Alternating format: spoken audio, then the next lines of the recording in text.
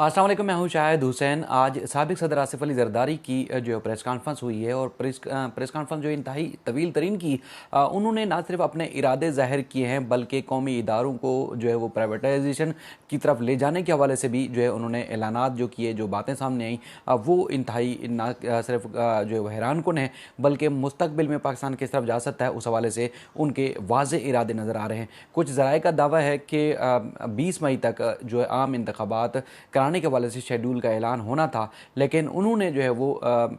London से plan सामने आने से पहले ही अपना जो है वो प्लान है वो वाज़े कर दिया है। क्या क्या करना चाहते हैं, उनकी तवील तरीन प्रेस कॉन्फ्रेंस के क्या नुकात थे, एमक्यूएम के जो दावे थे उनको किस तरह उन्होंने बेनकाब किया है, वो भी आपके सामने रखेंगे। शायद वो मासूमाना तरीके से कर गए हैं, लेकिन उन्होंने एमक्यूएम को एक बार फिर बेनकाब किया है और उन्होंने किस तरह कहा है कि उनको सीधे काम की तरफ लगा के रखना है, वो तफसीलात भी रखेंगे। और एक तरफ दावा किया जाता है हमारे जो मुत्तहिदा हुकूमत है उनकी जानिब से कि पाक फ़ौज के ऊपर तनकीद ना की जाए। अगर तनकीद का अंसर कहीं होता भी है नाम लिए बगैर भी, तो उसके बाद वो हमेशा जो है वो दावे करते हैं कि किसी का नाम ना लिया जाए। लेकिन आज प्रेस कॉन्फ्रेंस के इख्तिताम के ऊपर आखिरी सवाल के ऊपर आसिफ अली जरदारी साहब ने एक मजबूत तरीन माजी के जनरल और साबिक DGI के हवाले से क्या रिमार्क्स दिए, क्या तंज किया, वो तंज जो है वो आपके सामने रखेंगे कि ऐसा लग रहा है कि जैसे उनका ताल्लुक भारत से हो, पाकिस्तान की फ़ौज से नहीं है। किसके बारे में कहा है वो तफसीलात भी आपके सामने रखनी है, लेकिन उनकी जो प्रेस कॉन्फ्रेंस है उसके चीदा चीदा नुकात और उसके बाद उनके जो इरादे हैं, जो क्या करना चाह रहे हैं आगे जाके, उसकी तफसीलात और इमरान खान साहब के हवाले से उन्होंने क्या कुछ कहा वो आपके सामने रखने जा रहे हैं। तो सबसे पहले तो उन्होंने जो पॉइंट्स हैं उनके हवाले से उन्होंने अपने कहा कि जो मुख्तलिफ इदारे हैं, क्योंकि मैशियत को जो है मजबूत करना है, इसलिए जो है जिस तरह उन्होंने स्टेट लाइफ को जो है वो प्राइवेटाइजेशन के हवाले से बात की और मुख्तलिफ दीगर जो इदारे हैं उनके हवाले से भी उन्होंने बात की कि इनको प्राइवेटाइज़ किया जाए ताकि जो मैशियत है उसको बेहतर किया जाए। और उन्होंने कहा कि हमारे पास बहुत ज़्यादा प्लान्स हैं और प्लान्स को अमली जामा पहनाने के लिए जो है हमने कोशिश करनी है। और मुख्तलिफ जो बिज़नेस कम्यूनिटी है उनको भी उन्होंने दावत दी है कि वो इस मामले में आके शरीक हों ताकि जो है वो मुख्तलिफ चीज़ें जो है वो की जा सकें, वो इन्वेस्टमेंट करें और ना सिर्फ सिंध बल्कि पूरे पाकिस्तान के लिए बेहतर हो सकता है। उन्होंने कहा कि पहली बार ऐसा लग रहा है कि पाकिस्तान की जो फ़ौज है वो गैर सियासी हो चुकी है और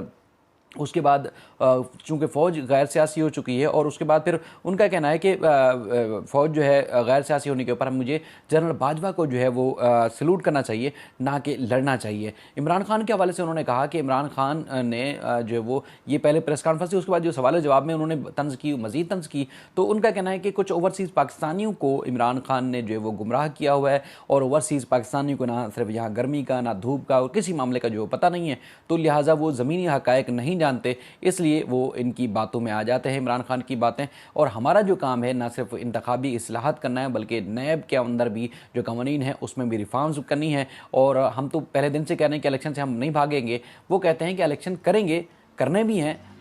चूँकि इलेक्शन के हवाले से ख्वाजा आसिफ ने भी ऐलान किया है आज, वज़ीर दिफा ने, उनका क्या कहना है वो भी रखूँगा आपके सामने। लेकिन वो कहते हैं कि इलेक्शन तब होंगे जब हम चाहेंगे, यानी कि जो हमारी पॉलिसीज़ हैं, जो हम पॉलिसीज़ बनाएंगे उसका जो अमली जमा पहनाया जाएगा, यानी कि अमल दरामद किया जाएगा, उसके बाद ही उनका कहना है कि इंतखाबात किए जाएं। और उन्होंने प्रेस कॉन्फ्रेंस में कहा कि उन्होंने फ़ौज को बुरा भला नहीं कहा और ना ही कभी उन्होंने फ़ौज के बारे में कोई गलत बात की है। और उन्होंने ये भी कहा कि जो माजी में परवेज़ मुशर्रफ ने उनको 5 साल तक जेल के अंदर रखा, लेकिन मैंने परवेज़ मुशर्रफ को डिक्टेटर तो ज़रूर कहा, लेकिन कभी उनके घर के बाहर या घर के ऊपर हल्ला नहीं बोला। और वो कहते हैं कि परवेज़ मुशर्रफ को मैं चाहता हूँ कि ज़िंदा रहे और वो देखे इन मामलात को, और मैं चाहता हूँ कि वो इन मामलात को देखे ताकि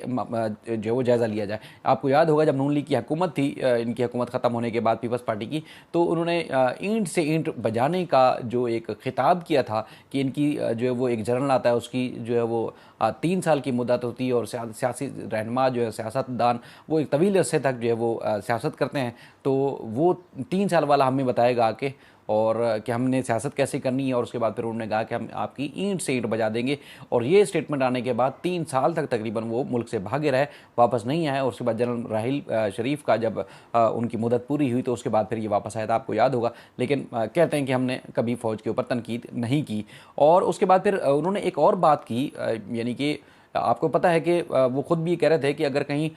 कोई साजिश या कोई धोखे देने का उनसर नाम भी हो, लेकिन हम ढूंढते हैं कि कहीं हमें कोई धोखा तो नहीं दे रहा। ये लबो-लबाब था, कुछ और इनके अल्फाज तो कुछ और थे। तो उन्होंने कहा कि जब बेनज़ीर को कत्ल किया गया, शहीद किया गया, तो एक मुख्तलिफ़ किस्म की हवा चल रही थी। तो मैंने उस वक्त जो है वो पाकिस्तान खप्पे का नारा लगाया। अगर मैं नारा ना लगाता, नारा ना मारता, तो हालात जो है मैं खुद ना पैदा करता, लेकिन हालात ऐसे पैदा हो जाते कि पाकिस्तान को नुकसान होता। तो उनका आगे चल के जो कहना था, उनका कहना था कि जो आज जो है वो इमरान खान साहब जो है वो मीर जाफ़र और मीर सादिक का तज़किरा करते फिरते हैं,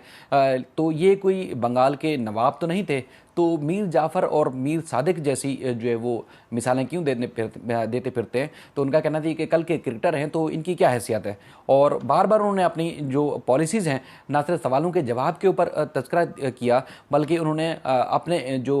एक उनका जो एक लाहेमल है उसके हवाले से भी कहा कि हमने अपनी जो पॉलिसीज़ हैं ना सिर्फ वो उस पर अमेंडमेंट्स करनी है, तरमीम करनी है, बल्कि जो कवानीन है बल्कि उन पर अमल दरामद करने के बाद ही हमने इंतखाबात में जाना है। यानी कि कुछ ऐलानात थे, कुछ जमातें और कुछ लोग जो बात कर रहे थे उस पे जो है वो इन्होंने आज खुद से कह दिया कि हम तो इलेक्शन करवाना चाहते हैं, लेकिन हम कहते हैं कि सबसे पहले जो है तरमीम हो, उसके बाद ही आइन साजी हो, इस्लाहत हो, उसके बाद ही जो है वो जो है इलेक्शन की तरफ जाया जाए। और उनका कहना था कि पाकिस्तान को सिर्फ हम ही हैं जो सही मानों में चला सकते हैं, और बाकी जो मुनहरफ अरकान हैं उनसे हमने वोट नहीं लिया। और फौज ने भी इनको नहीं कहा कि शहबाज शरीफ और जाके जो है वो जरदारी को वोट दें। इनके अपने दोस्त जो है वो सियासी जो उनकी आपस में जो साजबाज थी, सियासी मुखालफत, उसकी वजह से वो गए हैं। अच्छा, इसमें आगे चलकर उन्होंने एमक्यूएम के हवाले से बात की, बड़ी हैरान कौन है। एमक्यूएम की सियासी जमातों जो सियासी तौर पर जो तकरीरें थीं वो, और उसके बाद फिर जो बाकी मामला होते रहे, यानी कि प्रेस कॉन्फ्रेंसेस और मुख्तलिफ जगहों पर जब वो मीडिया पे आते रहे एमक्यूएम वाले तमाम रहनुमा जो कि हैदराबाद वाले हैं, अब वो हमेशा ये कहते रहे कि उन्होंने कोई शर्त नहीं रखी, ना सिर्फ गवर्नर की, बल्कि ना तो उनको कोई ओहदा नहीं चाहिए, कुछ भी नहीं चाहिए, और हमने सिर्फ ये है कि कराची के लिए या पाकिस्तान के लिए एक सियासी जो है वो तौर पर उन्होंने फैसला किया, लेकिन कोई ओहदा नहीं चाहिए। लेकिन आसिफ जरदारी ने खुद से आज कह दिया है कि एमक्यूएम ने मुतालबा किया था, उन्होंने शर्त रखी थी कि उनको गवर्नर सिंध का गवर्नरशिप दी जाए, तो हमने फिर जो है फैसला किया कि खातून को गवर्नर बनाया जाए। नसरीन जलील साहिबा का उन्होंने नाम लिया, और उसके बाद भी चूँकि उनका सियासी बैकग्राउंड है तो इसलिए हमने उनको जो है वो खातून को गवर्नर बनाने का फैसला किया है, और उसकी समरी हमने भेज दी है। और उनका कहना था कि हमारी कोशिश है कि एमक्यूएम को भी सही रास्ते पर लगा कर उनसे काम लिया जाए। और उसके बाद फिर उनका कहना था कि मेरा भी नून लीग से ये तयशुदा प्लान है कि इंतखाबी इस्लाहत लेके आएंगे, और उसके बाद फिर तब भी आगे मामले को बढ़ा जाएगा। बाकी उन्होंने और भी काफ़ी बेशुमार बातें की, जैसे एक जिक्र किया कि चाय वाला जो है वो तस्करा करता है कि जावेद मियां दाद ने कैसे चक्का मारा, फलां सियासतदान कैसा है, फलां फलां मामला है। तो चाय वाले को क्या पता, उसको सही से चाय बनाना नहीं आती, लेकिन वो सारी बातें जो है वो कर लेता है। तो लिहाजा उनका ये कहना था कि ऐसा लग रहा है कि जैसे लोगों को, यानी कि लोग जो तस्करे करते हैं या लोग जो सियासतदानों के ऊपर बात करते हैं वो गलत काम करते हैं। चाइनीज़ जो टीचर्स के ऊपर धमाका हुआ था उस पर सहाफ़ी ने सवाल किया। अच्छा, बेशुमार सहाफ़ी ऐसे लूज़ बाल करते हैं, ऐसे सवाल करते हैं जिसमें सियासतदान फिर मज़ीद जो है, यानी कि गुलामाना सवाल होते हैं। मैं तो आज पहली बार ये लफ्ज़ दूंगा, जिस तरह गुलामी होती है तो सवाल भी गुलामाना होते हैं। पता नहीं क्यों उन सहाफ़ी हमारे दोस्त ऐसे क्यों सवाल करते हैं जो मुख्तलिफ सियासी लोगों की बीट करते हैं, तो इस तरह के वो सवाल करते हैं। तो बहरहाल एक सहाफ़ी ने सवाल किया, तो उस पर उन्होंने जवाब दिया कि जो चाइनीज़ जो टीचर्स है कराची यूनिवर्सिटी में जिनके ऊपर खुदकश धमाका किया खातून ने, वो ज़ाती तौर पर उनका कहना था कि मुझे सदमा है, लेकिन जो उनकी जहन साजी की, ब्रेन वॉश किया गया, वो इस नहज तक क्यों गया। उनका कहना था कि गवादर हमने दिया था चाइनीज़ को, ना सिर्फ कॉरिडोर के लिए बल्कि जो पाकिस्तान की बेहतरी के लिए वहाँ एयरपोर्ट बनेगा, सब चीज़ें बनेगी। अगर किसी को नाराज़गी है तो वो हमसे होनी चाहिए था। हम यहाँ तो सिंध के बच्चों को लैंग्वेज ज़बान चाइनीज़ ज़बान सिखाने के लिए यहाँ टीचर मौजूद थे, तो किसी को अगर नाराज़गी है तो क्यों है। बहरहाल उन्होंने एक बार फिर जो है वो नाराज़ बलोचों को दावत दी है कि वो आएँ और उनसे आके मुज़ाकरात करें। और उसके बाद फिर एक और सवाल किया गया जिसमें उनका कहना है कि जो नैब के अंदर सियासी भर्तियाँ हैं उनको हम ख़त्म करेंगे, यानी कि जो सियासी सोच या जहन वाले जो अफसरान हैं उनको हम ख़त्म करने के बाद न्यूट्रल जो अफसरान होंगे उनको जो है वो हम रखेंगे। और उसके बाद फिर जो उनसे सिंध की तरक्की के हवाले से सवाल किए जाते रहे, और उन्होंने पहले भी शुरू में इब्तिदा में भी ये कहा कि सिंध सिंध में उन्होंने बेशुमार काम किए, कराची की कई ऐसी सड़कें हैं, कई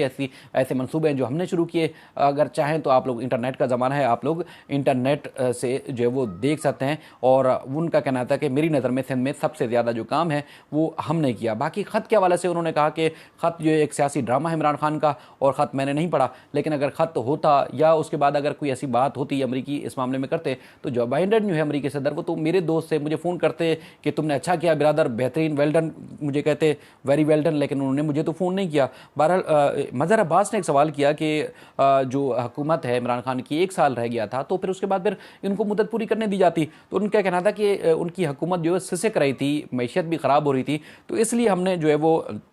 उनको जो है वो निकलने का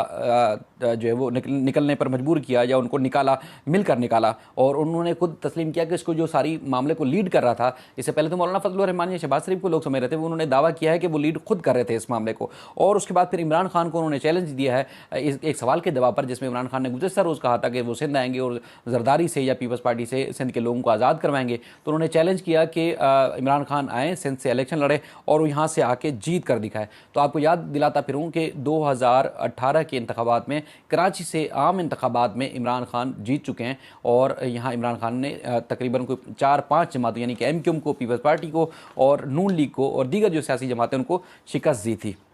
अच्छा, और भी बेशुमार उनके पॉइंट्स हैं। बाकी एक सवाल किया कि जिस तरह न्यूट्रल वाली बात थी या फ़ौज गैर सियासी हो गई, तो उसमें समा के रिपोर्टर हैं, हमारे दोस्त हैं संजय थादवानी, उन्होंने सवाल किया कि जिन्होंने हुकूमत जो है वो बनवाई थी, कहा जाता है कि जनरल फैज़ ने, पहले उन्होंने नाम नहीं लिया तो बार बार सरदारी साहब कहते रहे कि किसने, तो उसमें उन्होंने कहा कि वो जनरल फैज़ ने, तो उसने कहा कि जनरल फैज़ तो बेचारा खुड्डे लाइन लगा हुआ है। तो कहने का मकसद ये है कि इब्तिदा उन्होंने की कि फ़ौज के ख़िलाफ़ बात ना की जाए, इब्तिदा उन्होंने की कि फ़ौज जो है वो एक पाकिस्तान का एक बेहतरीन इदारा है और पाकिस्तान की रीढ़ की हड्डी है, पाकिस्तान को मजबूत रखा हुआ है। तो दूसरा वो कहते हैं कि जनरल फैज़ जो है बेचारा खुडे लाइन लगा हुआ है। तो कहने का मकसद ये है कि खुद आप एक तरफ कहते हैं कि फ़ौज के ऊपर तनकीद ना की जाए, तमाम सियासी जमातें कहती हैं कि फ़ौज के ऊपर तनकीद ना की जाए, तो फिर जनरल फैज़ हमीद जो हैं, क्या वो भारत की फ़ौज के जो है वो जनरल हैं, DGISI रहे हैं और इंतहाई अहम तरीन आज भी ओहदे पर फैज़ हैं और मज़ीद भी बड़े ओहदे पर आ सकते हैं अगर अल्लाह ने चाहा तो। लेकिन इस तरह की तनकीद फिर क्यों की जाती है? उसके ऊपर कोई ना हमारे एंकर, ना कोई सहाफ़ी और कोई भी जो है वो इसके ख़िलाफ़ बात नहीं करते। बाकी जनरल जो आम इंतखाबात के हवाले से आज नून लीग ने भी ऐलान किया है कि आम इंतखाबात जो है वो नए आर्मी चीफ़ की तकर्री से पहले जो है वो किए जा सकते हैं। जो आम इंतखाबात हैं वो हो सकते हैं, जिसमें ख़ास तौर पर इन्होंने जो जिक्र किया वज़ीर दिफ़ा ख्वाजा आसिफ साहब ने, उन्होंने आज BBC को इंटरव्यू दिया और इंटरव्यू में कहा कि उन्होंने कहा कि इस ऐलान को खुशाइंद समझता हूँ कि जो क्यास आ रही हैं उनके दरवाजे बंद होने चाहिए। इससे पहले भी जो जनरल राहील शरीफ हैं उन्होंने जो है कभी मुद्दत मुलाजमत में तोसी का बरह रास्त या बिलवास्ता मुतालबा नहीं किया, और उन्होंने कहा कि जो मुल्क के सरबराह की जो एक सरबराह की तैनाती का जो तरीक़ाकार है अब इंस्टीट्यूशनलाइज हो चुका है, होना चाहिए बल्कि जैसा कि अदलिया में होता है। और इसका जो है इस बारे में मज़ीद कहना था उनका कि चूँकि जो एक सीनियर तरीन जजेस होते हैं उनको जो है वो चीफ़ जस्टिस बनाया जाता है, और बाकी वो बार बार तस्करा करते रहे कि इस मामले में जो है वो ज़ेर बहस इसको नहीं लाना चाहिए कि आर्मी चीफ़ की तैनाती जो है वो कब होगी और किस तरह होनी चाहिए, बल्कि एक उनका कहना था कि एक बड़ा और इंतहाई अहम मामला है, इसके ऊपर जो है वो इसको हरगिज़ मौजूद बहस नहीं बनाना चाहिए। लेकिन उन्होंने इस बात का ज़रूर तस्करा किया कि आर्मी चीफ़ की तैनाती से पहले इंतखाबात हो सकते हैं और इंतखाबात पहले करवाने का कोई मसला नहीं है। बहरहाल ये इंतहाई अहम तरीन चीज़ें थी, क्योंकि बार बार इमरान खान जो है वो ऐलान कर रहे हैं कि 20 मई के बाद जो वो इस्लामाबाद आने का ऐलान करेंगे, लॉन्ग मार्च की सूरत में मुमकिन तौर पर जा सकते हैं। तो आज ये भी कुछ बातें थी कि जिस तरह नून लीग की जो